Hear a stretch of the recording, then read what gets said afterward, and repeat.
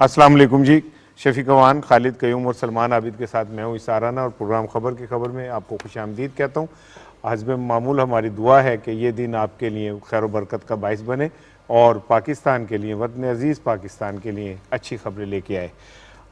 آج کے پروگرام کے آغاز میں ہی ایک خبر آپ سے شیئر کرنی تھی.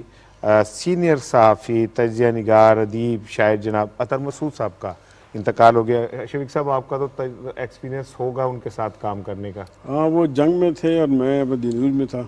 گو کہ میں نے اردو جرنلزم نہیں کیا، نہ آپ نے سکھایا، میں تھرو آؤٹ انگریزی جرنلزم میں کیا. لیکن وہ ایک بہترین استاد سے میں جب دی نیوز سے نیچے آتا تھا، ان سے اکثر رپورٹنگ میں یا ان کے کمرے میں میٹنگیں ہوتی تھیں، اور وہ مختلف موضوعات پہ ان سے فیڈ بیک لیتے تھے، وہ گائیڈ کرتے تھے کہاں کیسے کیا کرنا ہے.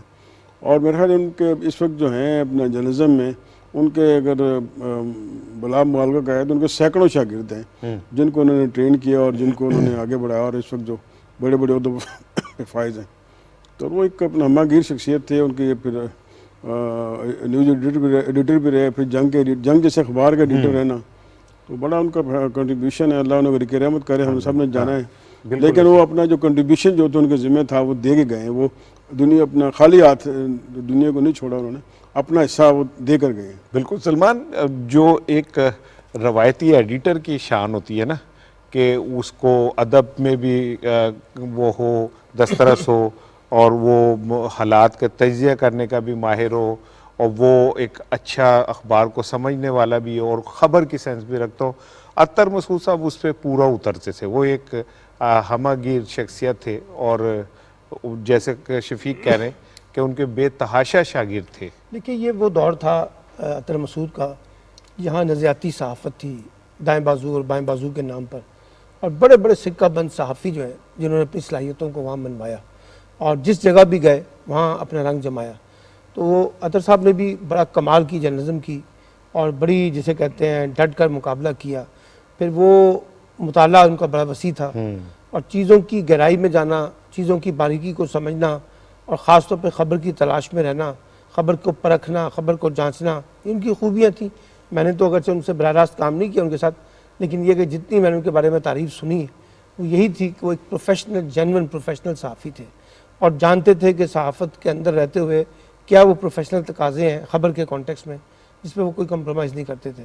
تو بہرحال ایک موت برحق ہے، ہم سب نے جانا ہے، تو اللہ تعالیٰ ان کے درجات بلند کرے. ایک بڑا آدمی جو ہے وہ. خالد صاحب، آپ کا کوئی تجربہ تھا؟ سوری بات کاٹ رہا ہوں. کچھ عرصہ کے لیے دی نیوز کے ایڈیٹر بھی تھے. اچھا. دی نیوز میں جب کرائسس آ گیا تو کچھ لوگ چھوڑ کے چلے گئے، تو پھر شکیل الرحمان صاحب نے انہیں بھیجا، اور ایز مینیجنگ ایڈیٹر وہ آئے اور سارا اخبار نکالا انہوں نے. ظاہر ہے اصل میں لینگویج کا فرق تھا، باقی تو جرنلزم کے نارمز وہی تھی، سارا ہر چیز ایکسپرٹیز وہی تھی. تو کچھ عرصہ وہ دی نیوز میں بھی رہے. ٹھیک.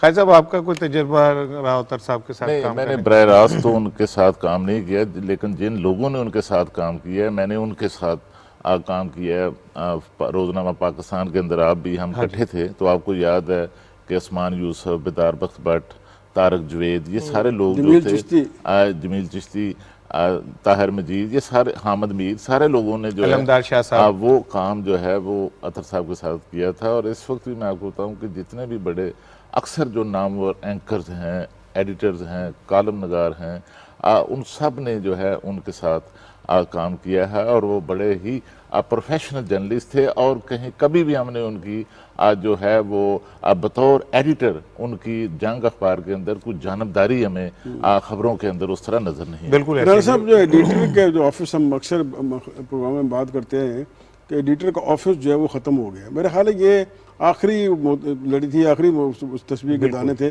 جس میں عطر مسعود صاحب تھے. تو آپ کا کیا ایکسپیرینس ہے؟ عطر صاحب کا میرا جو پہلا انٹریکشن ہوا ہے وہ ایک اخبار نکلا تھا لاہور سے، آزاد اخبار. تو یہ عطر صاحب اس کے ایڈیٹر تھے. یہ بات ہے 1998 کی. تو مجھے پتہ چلا کہ وہاں پہ آزاد اخبار میں انہیں ضرورت ہے ایک سینئر پوسٹ کی. تو میں جب گیا تو عطر صاحب وہاں سے ریزائن کر گئے تھے، تو میں گیا اور پھر میں ان کی جگہ پہ ایڈیٹر کے طور پہ کام کیا. تو وہاں سے میری ان کی اٹیچمنٹ ہوئی. اس کے بعد جب جنگ گروپ نے انقلاب اخبار نکالا تو عطر صاحب مجھے اسپیشلی اسلام آباد سے لے کے آئے اور لا کے یہاں میر شکیل صاحب سے ملاقات کروا کے انقلاب اخبار جو ہے وہ نکالا. اور جو آپ بات کہہ رہے ہیں نا، بدقسمتی یہ ہے کہ جن میں ابھی تھوڑی تھوڑی رمق موجود ہے نا ایڈیٹر کے ڈیفینیشنز پہ پوری اترنے کی، اب وہ حالات بدل گئے ہیں شفیق صاحب. اب جو اسٹیٹ کلچر کے اندر یہ زیادہ امپورٹنٹ ہے کہ ہمیں فوائد کون بندہ زیادہ دیتا ہے، اشتہار کون لا کے دے سکتا ہے، ہماری سیلری کی بچت کون کرا سکتا ہے، ہمارے سیائی کی بچت سرکاری کون کام کرا کون سکتا کروا ہے، سکتا ہے، سرکاری کام کاغذ کون. اب وہ ایسے ایڈیٹر کی ضرورت نہیں رہی جو ایک انسٹیٹیوشن کے طور پہ وہ. بہرحال ہم سب اپنی طرف سے عطر صاحب کے لیے دعا گو دعا ہیں گو ہیں جی. کہ اللہ تعالیٰ ان کے درجات. آپ جو ہے نا ایڈیٹری کی اس لڑی میں آپ بھی آتے ہیں، آپ بھی چند دانے رہ گئے ہیں جو کہ اب وہ اس معیار پورا اترتے ہیں. میں نا شفیق صاحب ریلی یہ جملہ جو ہے چاہے آپ نے کسی طرح کہا، لیکن it's an honour for me کہ اگر ہم لوگ وہ بجھتے ہوئے چراغ کی لو ہیں تو یہ بھی بڑی بات ہے کہ ہم بجھتے ہوئے چراغ کی لو تو ہیں نا، کم از کم کوشش تو ہم کر رہے ہیں. میرے جیسے اور بھی لاہور شہر میں بہت سارے ایڈیٹرز ہیں جو ماشاءاللہ تعلیم یافتہ ہیں اور ان کا خاصا کنٹرول ہے. بہرحال عطر صاحب اللہ تعالیٰ آپ کو بڑی رحمت کرے. یہ اور رانا صاحب آپ اب ہمارے جو میڈیا ہاؤسز ہیں اور اخبارات ہیں وہاں پر اگر دیکھیں تو مینجمنٹ کے اور مارکیٹنگ کے جو لوگ ہیں ان کا رول جو ہے وہ زیادہ بڑھ گیا ہے، وہ نمایاں ہو گیا. بالکل وہ جو بات ابھی میں کہہ رہا ہوں نا کمرشل ہو گیا نا کہ جو بندہ میں ایک چھوٹی سی مثال دیتا ہوں. اگر مجھے ایک اخبار میں تھا تو مجھے کہا گیا کہ جی یہ 7 پروف ریڈر فارغ کر دیں، تو میں نے کہا میں تو نہیں کر سکتا. تو انہوں نے کہا جی یہ تو اوپر سے آرڈر ہے. میں نے کہا بھی میں نہیں کر سکتا.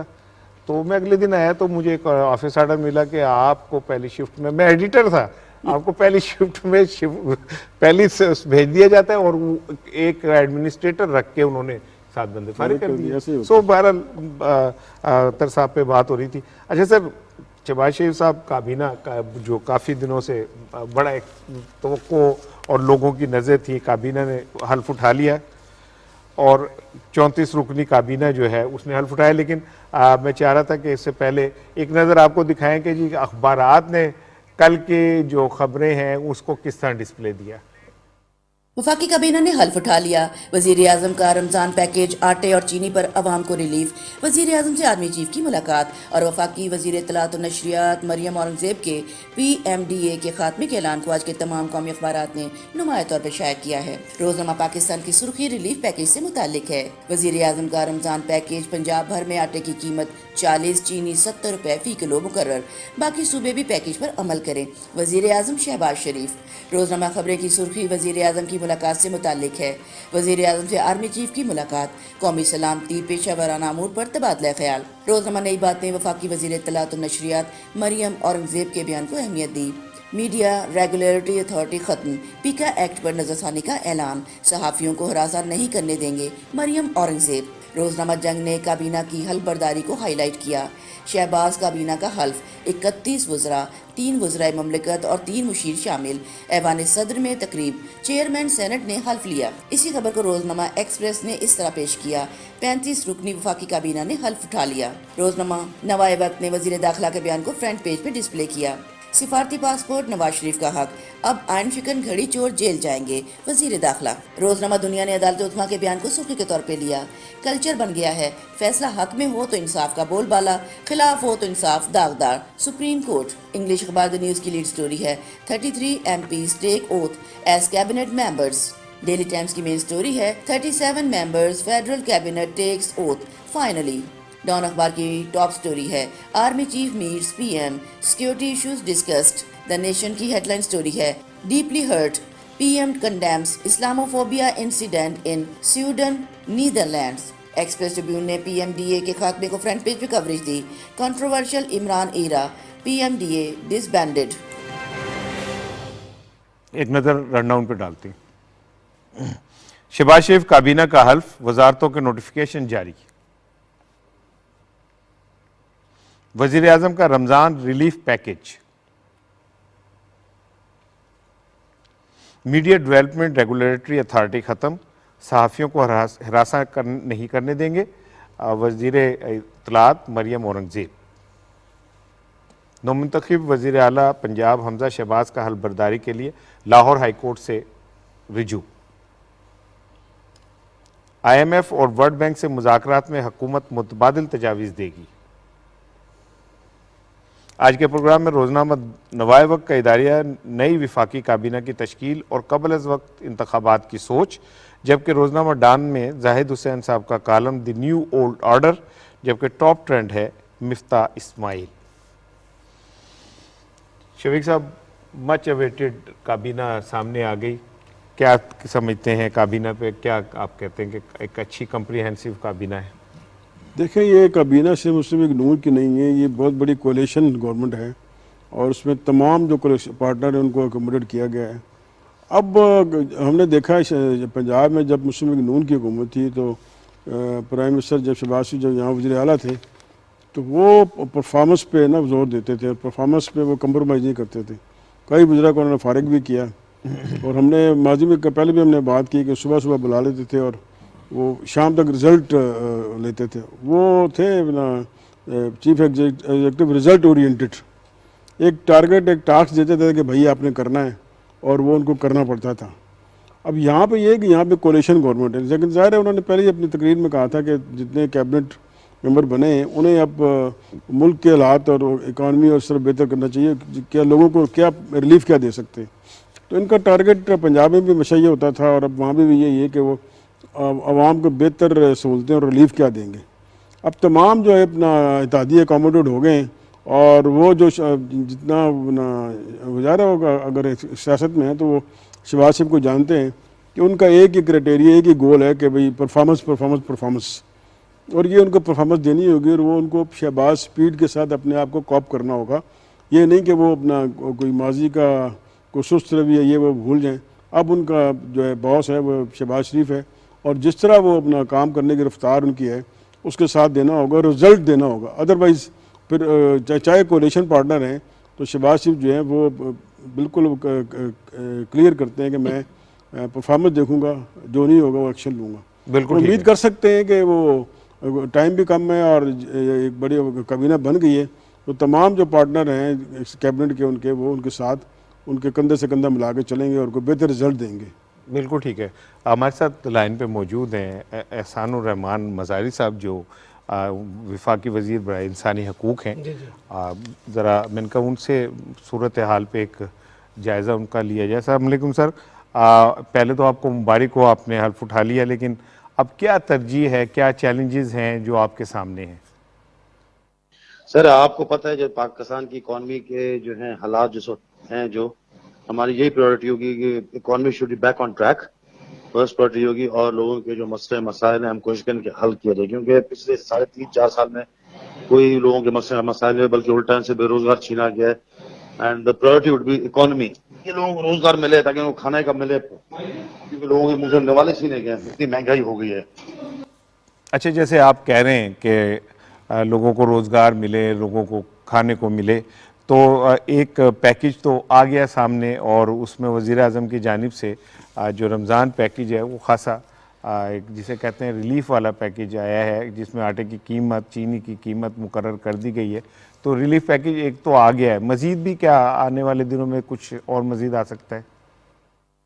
سر ابھی تو رمضان کے جو ہے اس کی وجہ سے پرائم منسٹر صاحب نے اعلان کیا تھا ریلیف پیکج، اور بالکل آنے چاہیے، کیونکہ ریلیف پیکج جس طرح مہنگائی ہے اور جس طرح مہنگائی آپ کی ہوتی جا رہی ہے، غریب لوگوں کی جو ہے پہنچ سے باہر ہو گئی ہے، تو آپ کی روٹی بھی نصیب نہیں ہے، اور اس طرح بالکل ہونا چاہیے ریلیف پیکج کہ غریبوں کو کچھ نہ کچھ تو ان کو وہ ہو، ہمارے جو لوگ ہیں غریب لوگ ہیں ان کو کچھ نہ کچھ آسرات ہو کہ جی ان کو کچھ 2 وقت کی روٹی سکون سے ملے، اور رات کو آرام سے سو تو پائیں۔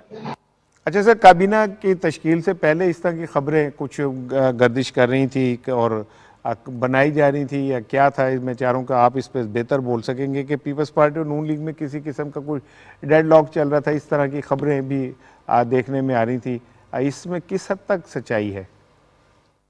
نہیں جیسی کوئی چیز نہیں، اگر ڈیڈ لاک ہوتا آج کابینہ ہلکے سے اٹھا دی، ایسی کوئی خبر نہیں ہے جی۔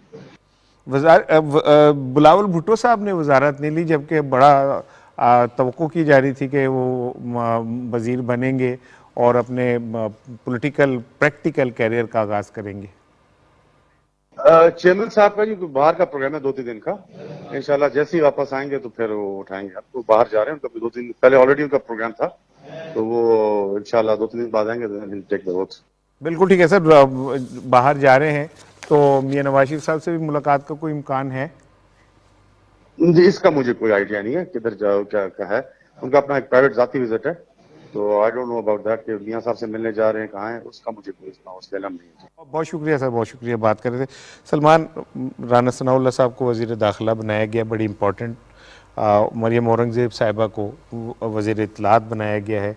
یہ دو بڑی امپورٹنٹ میں سمجھتا ہوں کہ موو ہیں، اور مسلم لیگ نون کہ یہ وہ لوگ ہیں جنہوں نے مسلم لیگ نون کے لیے مسلسل 3.5 سال کام کیا۔ دیکھیں جو لوگ اس وقت وزیر بنے ہیں، چاہے وہ پیپلز پارٹی سے بنے ہیں، مسلم لیگ نون سے بنے ہیں یا ایم کیو ایم کے کوٹے سے آئے ہیں، زیادہ تر تو وہی پرانے تجربہ کار لوگ ہیں جو ماضی میں بھی مختلف وزارتوں پر اہم ذمہ داریاں دیتے رہے ہیں۔ احسن اقبال صاحب ماضی میں وزیر داخلہ بھی رہے ہیں، ٹھیک ہے نا، اب پلاننگ کمیشن میں بھی رہے، پھر اب ان کے بعد پھر دوبارہ منصوبہ بندی کا آ گیا۔ رانا ثناء اللہ البتہ پنجاب سے مرکز میں گئے تو پھر وہاں جا کے اب وہ وزارت داخلہ ان کو ملی ہے، تو لوگ تو پرانے ہیں اور تجربہ رکھتے ہیں سیاست کا۔ پرابلم اب جو ہے نا، جو اصل امتحان یہ ہے کہ جو کولیشن گورنمنٹ ہے اس کو ایک ویو لینتھ سے چلانا، اور پھر اس کی جیسے کل شہباز شریف صاحب نے کہا بطور پرائم منسٹر کہ یہ اس میں جتنے بھی وزیر ہیں ان کا تعلق کسی بھی جماعت سے ہے، چاہے وہ وفاقی وزیر ہیں، چاہے وہ اسٹیٹ منسٹر ہیں، چاہے وہ مشیر ہیں، ان سب کی ڈیلیوری کا جو کانٹیکس ہے وہ ایک ہونا چاہیے۔ اگر وہ ایک ہوگا تو ہم زیادہ بہتر طریقے سے نتائج نکال سکیں گے، ایک بات۔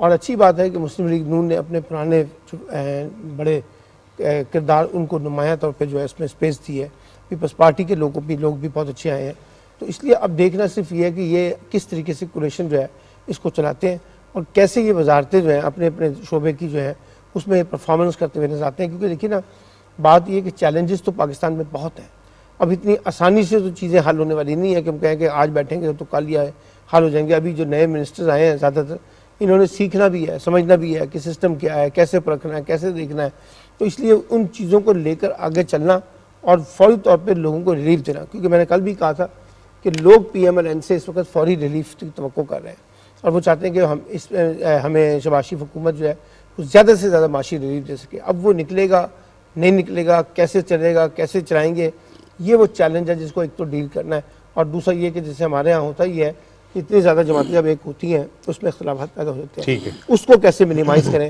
یہ شہباز شریف صاحب کا اصل امتحان بھی ہے اور چیلنج بھی ہے۔ ٹھیک ہے خالد صاحب، جو کابینہ سامنے آئی ہے اس میں تقریباً سبھی لوگ تجربے کار ہیں، اور ماضی میں بھی وہ مختلف پوزیشنز کے اوپر اپنی ذمہ داریاں جو ہیں وہ انجام دیتے ہیں۔ مثال کے طور پہ سعد رفیق صاحب ہیں، اور ریلوے کے لیے سعد رفیق صاحب نے ریلوے کے لیے خاصا کام کیا کسی دور میں، اور ان کا بڑا ایکسپیرینس اور گرپ ہے، اور اسی طرح مفتاح اسماعیل صاحب ہیں، ان کا بھی بڑا ایکسپیرینس ہے، تو آپ سمجھتے ہیں کہ ایک اچھی ایکسپیرینس ٹیم میدان میں اتری ہے؟ دیکھیے جی رانا صاحب، اس میں کوئی شک نہیں کہ ایک منجے ہوئے تجربہ کار جو پیپلز پارٹی، نون لیگ اور دیگر جماعتوں کے جو لوگ ہیں وہ کابینہ میں آج شامل ہوئے ہیں، اور جو لوگ پہلی بار وزیر بنے ہیں وہ بھی ماضی میں مختلف سرکاری عہدوں پر سردار ریاض صادق سپیکر رہے، اسی طرح رانا ثناء اللہ صوبائی وزیر قانون رہے، اور صوبائی عہدوں پر بھی جو ہیں وہ رہے ہیں، لیکن اس میں جو ہے وہ 20 کے قریب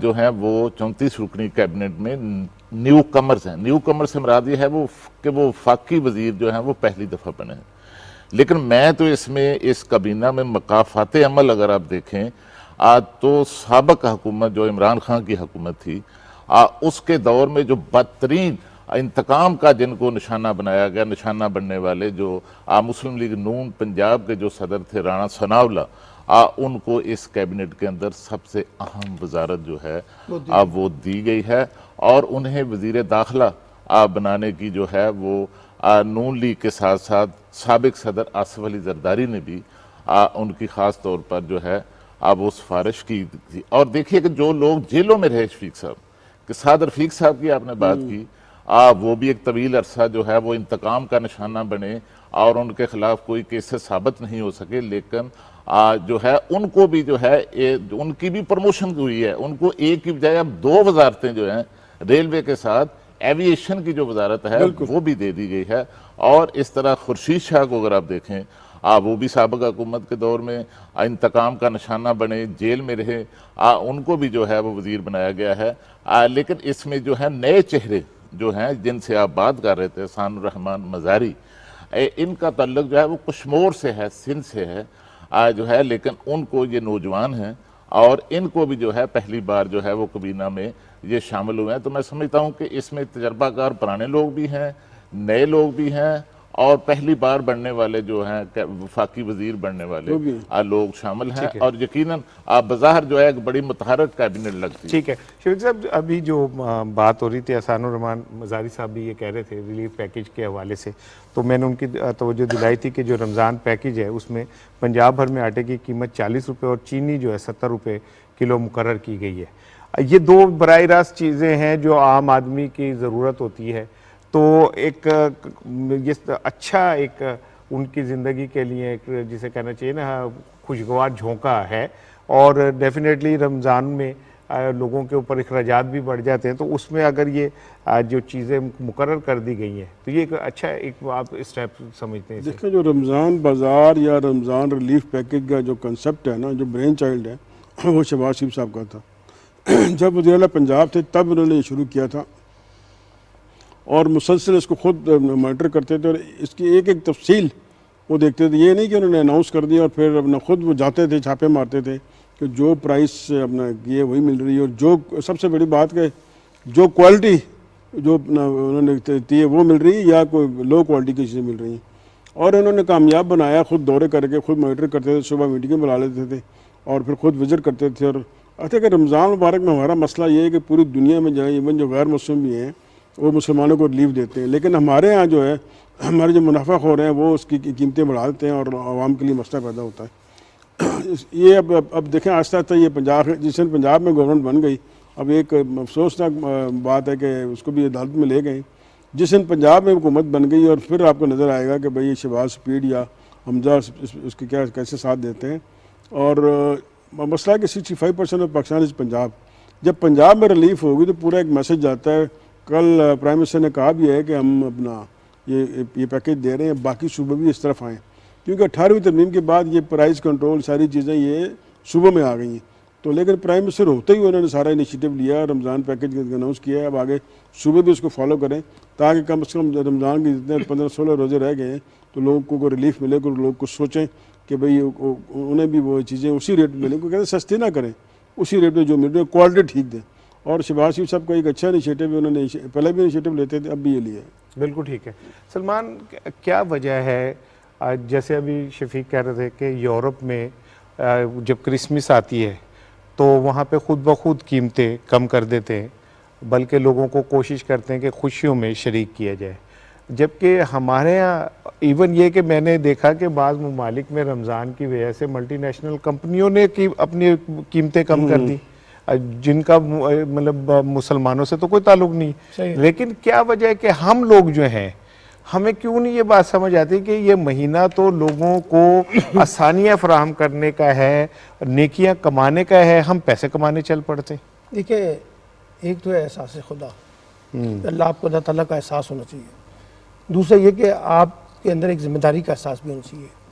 ہم نے منافع خوری، ذخیرہ اندوزی نہیں کرنی ہے، اور خاص طور پہ رمضان کے مہینے میں جہاں لوگوں کو زیادہ سے زیادہ فیسیلیٹیٹ کرنا ہے وہاں پھر ہم ایسے افرمیٹیو ایکشن اٹھاتے ہیں اس ساتھ جہاں ہم لوگوں کو ریلیف دے سکیں. اب پرابلم یہ ہے کہ ہمارا مانیٹرنگ سسٹم جو ہے نا وہ فیل ہو جاتا ہے. گورننس کے سسٹم ہے، اس کی مانیٹرنگ سسٹم فیل ہونے کی وجہ یہ ہے کہ جو قیمتیں حکومتیں طے کرتی ہیں عملی طور پہ میدان میں اس قیمتوں پہ چیزیں نہیں ملتی.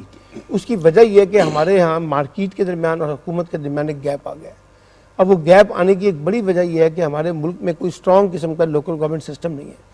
یہ مہنگائی کو کنٹرول کرنا اگرچہ کچھ جگہ پر فیڈرل گورنمنٹ کا رول ہے، کچھ جگہ پہ پروونشل گورنمنٹ کا رول ہے، لیکن اصل رول جو آپ سمجھیے جس کا تعلق عام آدمی کے ساتھ جڑا ہوا ہے وہ آپ کی 3rd ٹیئر آف گورنمنٹ ہے، لوکل گورنمنٹ. جب لوکل گورنمنٹ ہوتی ہے تو وہ پورے ڈسٹرکٹ کو صحیح طریقے سے مانیٹر کرتی ہے، ڈسٹرکٹ کا روڈ میپ بناتی ہے، وہاں جس طرح سے ذخیرہ اندوزی ہو رہی ہے اس پہ وہ ایکشن لیتی ہے. اب ہم جو ہے وہ ان چیزوں کو ابھی تک اڈاپٹ نہیں کر پائے. آپ دیکھ لیجیے یہ جو حکومت آئی ہے پی ٹی آئی کی 3.25 سال چلی، ہمارے یہاں لوکل گورنمنٹ کے الیکشن نہیں ہو سکے سوائے کے پی کے علاوہ. اور آپ دیکھتے ہیں کہ نئی حکومت آئی ہے وہ اس کے بعد کیسے چلتی ہے. تو میں یہ کہتا ہوں مہنگائی کو کنٹرول کرنے کا ایک طریقہ یہ ہے کہ آپ اپنے انسٹیٹیوشن کو مضبوط کریں، اپنا مانیٹرنگ سسٹم اسٹرانگ کریں، اپنا اکاؤنٹیبلٹی کا سسٹم اسٹرانگ کریں، اور یہ باور کروائیں کہ جناب حکومت کی نظریں جو ہے وہ باقاعدہ چیزوں کی باریکی میں ہے، اس لیے اور پھر آپ ان لوگوں کو باقاعدہ احتساب کے دائرے کار میں بھی لائیں جو منافع خوری کرتے ہیں۔ اب ہمارا پرابلم یہ ہے کہ یہاں جو لوگ اس طرح سے حرکتیں کرتے ہیں اور چیزوں کو مہنگے داموں بیچتے ہیں، ساتھ ساتھ ان کا پکڑنے کا تو کوئی نظام ہی نہیں ہے، تو ان کا اکاؤنٹیبلٹی سسٹم نہیں ہے۔ اس لیے جو شہباز شریف صاحب بات کر رہے ہیں یا اب حمزہ شہباز پنجاب میں ہیں، 18ویں ترمیم کے بعد جیسے ان کا صوبہ زیادہ میٹر کر گیا، تو یہ ذمہ داری پھر صوبائی حکومتوں کو لینی ہوگی کہ مہنگائی کو کنٹرول کرنے، خاص طور پہ جو مصنوعی مہنگائی پیدا کی جاتی ہے اس کا تو مقابلہ کریں نا۔ ٹھیک ہے، اچھا شہباز شریف صاحب نے کہا ہے کہ باقی صوبے بھی اس پیکیج پر عمل کریں، تو میرا خیال ہے کہ چلیں کے پی کے کی تو سمجھ آتی ہے، لیکن سندھ حکومت کو تو اس پہ فوری طور پہ چلے جانا چاہیے وزیر اعظم کی ہدایت پہ۔ دیکھیے میں سمجھتا ہوں کہ سندھ سمیت تمام صوبوں کو جو ہے اب وہ مہنگائی کے خاتمے کے لیے اقدامات اٹھانے چاہیے، اور اس میں بھی وزیر اعظم صاحب نے پنجاب حکومت کو خاص طور پر پنجاب کی انتظامی مشینری کو اس حوالے سے ہدایت کی ہے کہ وہ پنجاب کے ساتھ ساتھ خاص طور پر جو بلوچستان، کشمیر اور گلگت بلتستان یہ جو علاقہ جاتے ہیں وہاں پر بھی جو خصوصاً چینی کی سپلائی کے حوالے سے اور دوسرا آٹے کی سپلائی کے حوالے سے اور ان کی قیمتوں کے حوالے سے ان کے ساتھ کوآپریٹ کریں، ان کے ساتھ تعاون کریں۔ اور پہلے بھی میں آپ کو بتاؤں کہ پنجاب میں ہمیشہ جو چینی باہر سے امپورٹ کی جاتی تھی پچھلے ادوار میں بھی، ماضی میں بھی، تو پنجاب سے جو چینی امپورٹ کی جاتی تھی اب وہ چینی جو ہے وہ آزاد کشمیر اور گلگت بلتستان تک، حتیٰ کہ خیبر پختونخوا تک بھی جو ہے وہ پنجاب کے ذریعے ایک سپلائی کا جو چین تھا، نیٹ ورک تھا، وہ موجود تھا۔ اور اس وقت میں آپ کو بتاؤں کہ شہباز شریف صاحب نے بطور وزیر اعظم مہنگائی کے خاتمے کے لیے رمضان المبارک کے دوران جو بڑا انیشیٹو لیا ہے اس سے صرف شفیق صاحب 10 کلو تھیلا جو آٹے کا ہے پنجاب کے اندر، اس میں 150 روپے کی جو ہے وہ ریکارڈ کمی جو ہے وہ کی گئی ہے۔ جو پہلے 10 کلو کا جو تھیلا تھا آٹے کا اب وہ 550 روپے اس کی قیمت تھی، اس کو کم کر کے اب 400 روپے کر دی گئی۔ اور یہ صرف رمضان بازاروں تک محدود نہیں رکھا گیا، اس کو اوپن مارکیٹ کے اندر بھی وزیر اعظم کی ہدایت پر جو ہے وہ 550 سے کم کر کے 400 روپے تک کر دیا گیا ہے۔ ہمیں جوائن کیا ڈاکٹر عائشہ غوث صاحبہ نے۔ ڈاکٹر صاحب السلام علیکم۔ وعلیکم السلام۔ سب سے پہلے تو آپ کو مبارکباد ہو، آپ نے الف اٹھا لیا، اور ہم تو 2 دن پہلے بھی آپ سے بات کر رہے تھے، ہمیں تو خوشی ہے کہ آپ ہمارے پروگرام کا باقاعدہ حصہ ہیں، وزیر بننے سے پہلے بھی اور وزیر بننے کے بعد بھی۔ بہت شکریہ آپ کا، بہت شکریہ۔ اچھا ڈاکٹر صاحب یہ بتائیے گا، ہم 2 چیزوں پہ بات کر رہے ہیں، لیکن میں پہلے جو بات کرنا چاہ رہا ہوں نا وہ ہے آئی ایم ایف اور ورلڈ بینک کے ساتھ، اور میں ایک خبر آپ سے شیئر کر رہا ہوں جس کے مطابق انہوں نے خبر میں دعویٰ کیا ہے کہ حکومت جو ہے وہ اب آئی ایم ایف اور ورلڈ بینک سے متبادل تجاویز کے ساتھ مذاکرات کرنا چاہتی ہے۔ تو کیا کوئی چینج کی ہے، کچھ تجاویز، کچھ تھوڑا سا ہمارے ناظرین کو بھی پی ٹی وی کے ذرا علم ہو جائے؟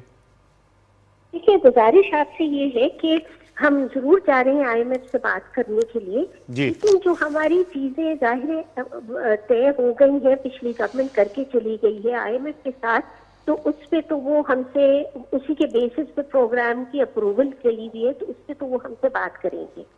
ہم ان سے گزارش ہی کریں گے، جو ہم ارادہ لے کے جا رہے ہیں کہ ہم نئی گورنمنٹ آئی ہے، ہم وہ سب کچھ کرنا چاہتے ہیں کہ جو مقاصد ہیں اس پروگرام کی وہ حاصل کرنا ہمارے اپنے انٹرسٹ میں ہے، کہ پاکستان اسٹیبل ہو۔ اس میں یہ جو اونچ نیچ ہم دیکھتے رہتے ہیں ہر 4-5 سال کے بعد پروگرام پاکستان کرائسس میں، اکنامک کرائسس میں جا رہا ہے، یہ سب چیز ہم بھی نہیں چاہتے۔ ہم بھی چاہتے ہیں کہ اسٹیبلٹی آئے اور لوگوں کو گروتھ ملے۔ یہ بہت ایمفیسائز کرنا چاہتی ہوں، عام آدمی کو ریلیف ملے اور ترقی بڑھے اس ملک میں، تاکہ ہم نوکریاں دے سکیں اور لوگوں کا معیار زندگی اچھا ہو سکے۔ ہم کچھ تجاویز ضرور لے کے جا رہے ہیں، لیکن یہ بات ضرور کہنا چاہتی ہوں کہ جو باتیں آئی ایم ایف پروگرام میں طے ہوئی ہیں وہ، اور آئی ایم ایف کے پروگرام کو آگے بڑھانا ہمارا بھی مقصد ہے، جو ملک کے انٹرسٹ میں بالکل ٹھیک ہے۔ ان کی ہے اس سے ضرور ہم ان سے باتیں کریں گے اور ان سے دیکھیں گے کہ وہ کس طرح بہتر طور پہ ہم اس کو امپلیمنٹ کر سکتے ہیں، تاکہ لوگوں کے بوجھ بھی جس حد تک کم کر سکتے ہیں ہم کر پائیں، اور اپنا پروگرام کو بھی جو آئی ایم ایف کا پروگرام ہے اس کو بھی ٹریک سے نہ اتاریں۔ ٹھیک ہے، یہ بتائیے گا کہ کوئی اس حوالے سے کوئی آپ لوگوں کی کوئی میٹنگ بھی ہوئی، کوئی نئے پلاننگ کے ساتھ جو چیزیں آپ جس کہہ رہی ہیں، تو کوئی اس پہ باقاعدہ ہوم ورک کر لیا آپ لوگوں نے؟ دیکھیے کچھ جس حد تک کر سکتے ہیں وہ ہم نے کیا ہے. اب آئے ہیں آن کے اب ہم نے ٹیک اوور کیا ہے. اب ہماری کچھ ہماری تھنکنگ بھی ہے, ہمارا کوئی پرسپیکٹو بھی ہے. ہم جا کے بات کرنا چاہ رہے ہیں آئی ایم ایف سے اس بارے میں, دیکھتے ہیں ان کا کیا رجحان ہے, اور پھر اس کے بعد انشاءاللہ آپ سے زیادہ ٹھوس بات ہو سکے گی. ٹھیک ہے میم, یہ بتائیے ہم گا, آپ کو کہنا چاہ رہے ہیں کہ ہمارا دل سے خواہش یہ ہے کہ عام آدمی کو کسی طرح ریلیف دے دیا. جی میم یہ بتائیے, ہم ہمارے ہاتھ بندھے ہوئے ہیں. ٹھیک, یہ بتائیے گا کہ جیسے ابھی پنجاب کے لیے ریلیف پیکیج آیا ہے اور اس سے یقیناً غریب آدمی کو بڑا ریلیف ملے گا, باقی صوبوں کو بھی شہباز شریف صاحب نے کہا ہے کہ آپ اس پہ عمل کریں, ایک اچھا آئیڈیا ہے, اسے ہونا چاہیے. جو بجٹ آ رہا ہے وہ ایک ٹف بجٹ ہوگا, تو آئی ایم ایف سے مذاکرات کے اثرات اس بجٹ پہ بھی مرتب ہوں گے؟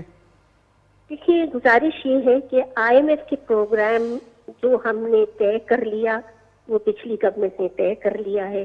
ہم جس حد تک ہو سکے گا اس کو ان سے بات چیت کر کے اس کا اثر ایسا کرنا چاہیں گے کہ عام آدمی پہ اس کا کم برڈن ہو, کم بوجھ پڑے, اور جو بہتر طبقے ہیں اکنامک ٹرمز میں, یعنی جو ویل ٹو ڈو ہے یا جو امیر طبقہ ہے, اس پہ بوجھ زیادہ پڑے.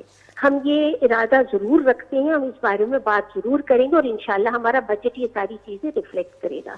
لیکن ہم بات میں یہی آتی ہے کہ جو اس وقت اکنامک حالات ہیں, جو یہ گورنمنٹ چھوڑ کے گئی ہے, پچھلی گورنمنٹ جو گئی ہے ہماری, جو چھوڑ کے حالات گئی ہے, اور جس طرح انہوں نے نیگوسیشن آئی ایم ایف کے ساتھ کی ہیں اور ہمیں اگریمنٹ کر کے ہمیں باندھ دیا ہے جن شرائط پہ, وہ بھی ہمیں مد نظر رکھنی پڑیں گی.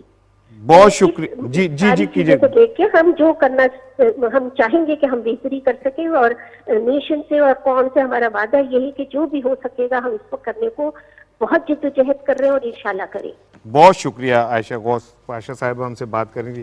شفیق صاحب, کل مریم اورنگزیب صاحبہ نے حلف اٹھانے کے بعد 2-3 بڑے اقدامات کا اعلان کیا, جیسے انہوں نے کہا کہ میڈیا ڈیولپمنٹ ریگولیٹری اتھارٹی وہ ایک تو ختم کر دی انہوں نے, ڈیجیٹل پیکا آرڈیننس پہ بھی انہوں نے کہا کہ ہم نظر ثانی کریں گے, اسی طرح اور ڈیجیٹل میڈیا ونگ بھی ختم کرنے کا اعلان کیا ہے.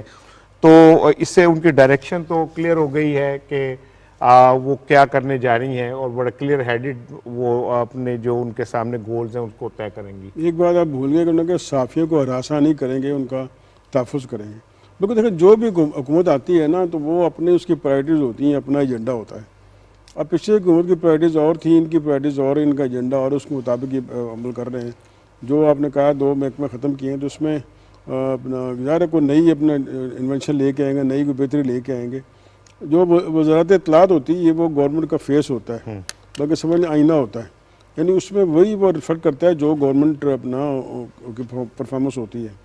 تو مریم صاحبہ پہلے بھی رہ چکی ہیں وزیر اطلاعات, اور پھر گزشتہ 4.5 سال وہ جو 3.5-4 سال مسلم لیگ نون کی اسپوک پرسن تھیں, تو اس میں بھی ان کی پرفارمنس آپ کو پتہ ہے کہ ہر چیز کو کاؤنٹر کرنا. لیکن اب ان پہ ذمہ داری اور ہے, کیونکہ یہ کولیشن گورنمنٹ ہے, اور پھر جو شہباز شریف صاحب کے ساتھ وہ پہلی بار کام کر رہی ہیں. اب شہباز شریف صاحب جو ہیں وہ میں نے جیسے ہم پہلے کر چکے ہیں کہ وہ رزلٹ اورینٹیڈ ہیں, اور مریم صاحبہ جو اس پہ پورا فٹ اترتی ہیں, اور مجھے امید ہے کہ وہ جو گورنمنٹ کا فیس ہے یا جو گورنمنٹ چاہ رہی ہے اس کو آگے اپنا ایکسپلائٹ کریں گے. سب سے بڑی بات انہوں نے کہا کہ صحافیوں کو ہراساں نہیں کریں گے, جو کچھ ماضی میں ہوتا رہا وہ نہیں کریں گے. تو ہم ابھی تو انہوں نے آج کل انہوں نے اوتھ لیا, اب میٹنگیں لیں گی, پھر ان کی ساری پالیسی سامنے آئے گی وہ کیا کرنا چاہ رہی ہیں. تو وہ فار دا بیسٹ ہم نے مبارکباد دیتے ہیں کہ وہ آئیں, اور امید کرتے ہیں کہ وہ بہتری کے لیے جو سرکاری ادارے یا گورنمنٹ کو بہتری کی کوئی امید ان سے رکھتے ہیں, اور یقین ہے کہ وہ بہتر کام کریں گی اور بہتری لے کے آئیں گی.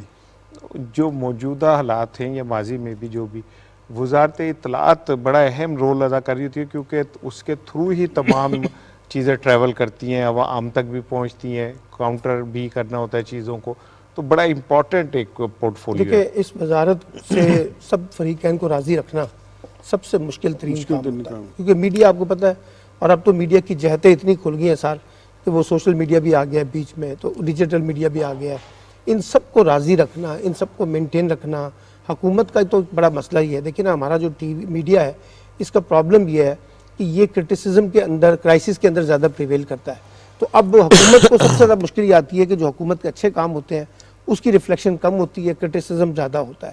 اچھا، جو سب سے امپورٹنٹ بات یہ ہے کہ وہ ایک ایسے موقع پہ وزیر بنی ہے جب میڈیا کے اندر انٹرنلی جو ہمارا ورکر ہے نا وہ سب سے زیادہ کرائسس کا شکار ہے. اور وہ تنخواہوں کا بھی کل آپ سے سوال ہوا وہاں پر نمائے وقت کے حوالے سے، اور بے شمار ویج بورڈ کے حوالے سے، پروٹیکشن کے حوالے سے، سوشل سیکیورٹی کے حوالے سے بے شمار باتیں آئی ہیں.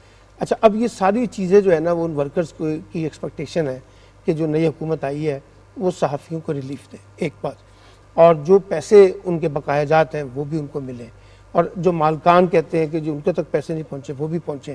یعنی بہت سے ایسے ایشوز ہیں کہ ان سب کو ڈیل کرنا ایک بات. پھر دوسرے نمبر پہ جو حکومت ہے اس کی جو ایک جسے کہتے ہیں فیس جو ہے اچیومنٹ کے کانٹیکس میں اس کو ریفلیکٹ کرنا. اور تیسرا جیسے انہوں نے کہا جو سب سے بڑا امپورٹنٹ کام ہے کولیشن گورنمنٹ کا وزیر اطلاعات، اور زیادہ مشکل ہوتا ہے اور زیادہ کمپلیکیٹڈ ہوتا ہے. اور جو سب سے بڑا چیلنج ان کو آئے گا نا جی وہ آئے گا ڈیجیٹل میڈیا کے ساتھ. کیونکہ ڈیجیٹل میڈیا میں جس قسم کی ہمارے ہاں چیزیں چل رہی ہیں، ہم وہ ہیٹ مٹیریل کی بات بھی کرتے رہے ہیں، یہ فیک نیوز کی بات بھی کرتے رہے ہیں، ہائبرڈ وار کی بات بھی ہو رہی ہے، ڈیجیٹل اس سب چیزوں کے اوپر اب وہاں وہ کیسے ڈیل کرتی ہیں، کیسے پالیسیاں لے کے آتی ہیں. اب جیسے انہوں نے PMDC وغیرہ سب ختم کر دی ہیں، لیکن اس کے باوجود وہ کہتی ہیں کہ جو موجودہ ادارے موجود ہیں انہی کی بہتری کر کے جو ہے نا ان چیزوں کو بہتر بنانے کی کوشش کریں گے. تو ایک نیا ٹاسک ہے، ایک نیا چیلنج ہے، ایک مشکل چیلنج ہے. لیٹس سی کہ مریم صاحبہ جو ہیں اس کرائسس سے کیسے باہر نکلتی ہیں، اور خاص طور پہ جو میڈیا ورکرز ہیں نا ان کا اعتماد وہ کیسے حاصل کرتی ہیں، وہ سب سے امپورٹنٹ بات ہے. آج شفیق نے میرا وہ جو بیچ میں بات ایک میں مس کر گیا تھا کہ صحافیوں کو بھی پروٹیکشن دینے کی انہوں نے بات کی ہے، بلکہ انہوں نے تو یہ بھی کہا ہے کہ ہم کسی بھی صحافی کے گھر کو گھیراؤ کو کرنے والے کو سخت سزا دیں گے. صحافی ایک مشکل وقت میں اور مشکل انداز میں اپنی ڈیوٹی دے رہا ہے تو اسے پروٹیکشن کی ضرورت ہے. ایک اچھی بات ہے اگر یہ اس کو احساس مل جائے کہ میرا تحفظ ہو سکتا ہے. دیکھیے، اس میں جو جرنلسٹ پروٹیکشن بل تھا اس پر بھی نون لیگ کا جو سابق دور حکومت تھا اس میں اس پر بہت کام ہوا، اور اس کے بعد اب یہ بل جو ہے وہ منظور ہو چکا ہے. تو اس پر بھی مریم اورنگزیب صاحبہ نے کہا کہ ہم یہ جرنلسٹ پروٹیکشن بل ہے اس کو جو ہے اس پر عمل درآمد جو ہے مکمل عمل درآمد جو ہے اس کو یقینی بنانے کے لیے جو ہیں وہ اقدامات اٹھائیں گے. اور وہ جو بات آپ کر رہے ہیں ہراساں کرنے کی صحافیوں کے حوالے سے، وہ دراصل PTI کے طرف سے، PTI کے کچھ لوگوں کی طرف سے جو کچھ اینکرز حضرات ہیں، سینئر جرنلسٹ ہیں، ان کے گھروں کے باہر احتجاج کی جو ہے وہ کال دی گئی ہے، جس پر جو ہے منسٹر انفارمیشن نے یہ واضح طور پر کہا ہے کہ وہ کسی صورت بھی کسی جرنلسٹ کے گھر کے باہر کسی قسم کے احتجاج کی کال کی اجازت نہیں دیں گے. اور دوسرا اس کے ساتھ یہ بھی انہوں نے بات کی اپنی ترجیحات جو تھی، جو کہ پہلی پریس کانفرنس تھی حلف اٹھانے کے بعد، تو اس میں یہ بھی واضح کیا کہ دیکھیے کہ اداروں کے خلاف جو سوشل میڈیا پر جو کمپین چلائی جا رہی ہے وہ بھی کسی صورت جو ہے وہ برداشت نہیں کی جائے گی. اور پیکا ایکٹ پر نظر ثانی کی بات انہوں نے ضرور کی، لیکن ساتھ یہ بھی کہا کہ پیکا ایکٹ کے اندر جو بھی نظر ثانی ہوگی وہ جو تمام سٹیک ہولڈرز ہیں ان کو اعتماد میں لے کر ان کے ساتھ مشاورت کے ساتھ جو ہے وہ یہ عمل مکمل کیا جائے. ٹھیک ہے، ایک خبر ہے اس پہ میں کسی ایکسپرٹ کا چاہ رہا تھا بات کرنا کہ حمزہ شہباز صاحب جو ہیں وہ لاہور ہائی کورٹ پہنچ گئے. معاملہ حل ہو جانا چاہیے. اب اس کا ہم نے کل بھی اس پہ بات کی تھی کہ سیاستدان جو ہیں وہ اپنے مسائل اپنے پلیٹ فارم پہ کیوں حل نہیں کرتے. اب دیکھیں انا کا مسئلہ بنا لیا ہے، سینٹر میں صدر مملکت نے بنا لیا، یہاں پہ گورنر نے بنا لیا ہے. بھئی یہ بھی ایک آپ کی ڈیوٹی ہے، آئینی ڈیوٹی ہے، آپ اس کو پورا کریں کہ اس سے ریگارڈلیس کہ کون سی پارٹی ہے یہ کون سی پارٹی نہیں.